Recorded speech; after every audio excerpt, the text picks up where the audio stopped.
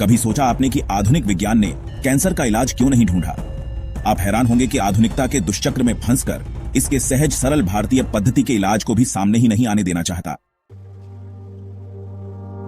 WHO कहता है कि विश्व में 9.6 मिलियन लोग मरते हैं। एक साल में इस बीमारी से 96 लाख लोग, 8 लाख लोग हर महीने मारे जाते हैं। 27,000 प्रतिदिन ये दुनिया छोड़ देते हैं। भारत में 14 से 15 लाख लोग प्रतिवर्ष इसके शिकार होते हैं। 1.16 लाख प्रतिमाह, 3,900 प्रतिदिन। कुल मिला के भारत का इस कर्क रोग से मृत्यु में योगदान 8 से 9% का है। बहुत बड़ी मार्केट है। वैसे अब लोग ठीक भी होने लगे हैं, पर पैसा बहुत लग जाता है। जापान के योशिनोरी ओसुमी को मेडिसिन के क्षेत्र में नोबेल पुरस्कार दिया गया था उनकी थेरेपी ऑटोफेजी के लिए, जो कैंसर के लिए बहुत उपयोगी है।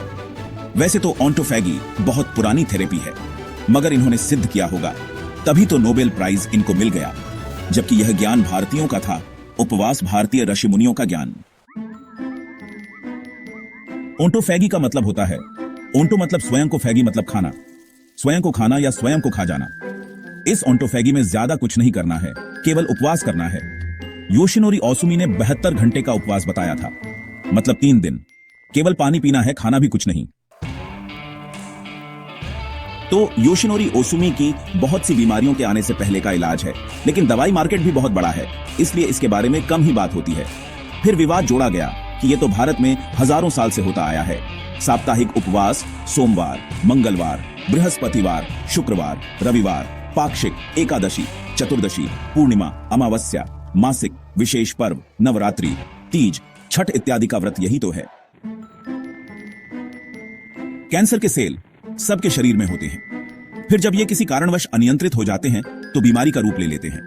ऑटोफेगी के उपवास से हमारी स्वस्थ कोशिकाएं इन बीमार कोशिकाओं को खा जाती है, जिससे इसके फैलने की संभावना कम हो जाती है। बस इतना सा है ऑटोफेगी।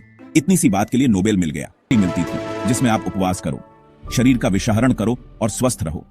पृथ्वी में ज्वार भाटा भी इन्हीं दिनों में आता है। कहा गया है यथ ब्रह्मांडे तत्पिंडे, अर्थात जो ब्रह्मांड में है वो ही शरीर में है।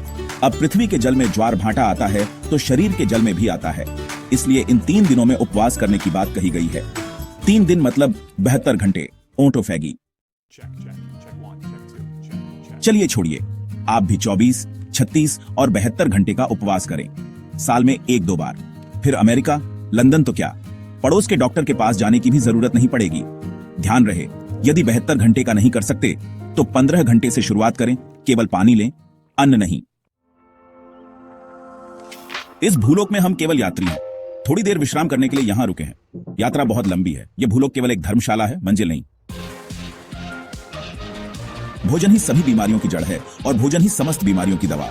कैंसर के इलाज में डॉक्टरों, बड़े बड़े अस्पतालों की बहुत बड़ी साजिश है। घोटाला में सब शामिल है, वरना कैंसर लाइलाज नहीं है। भारत आयुर्वेद की जननी है, सब कुछ संभव है।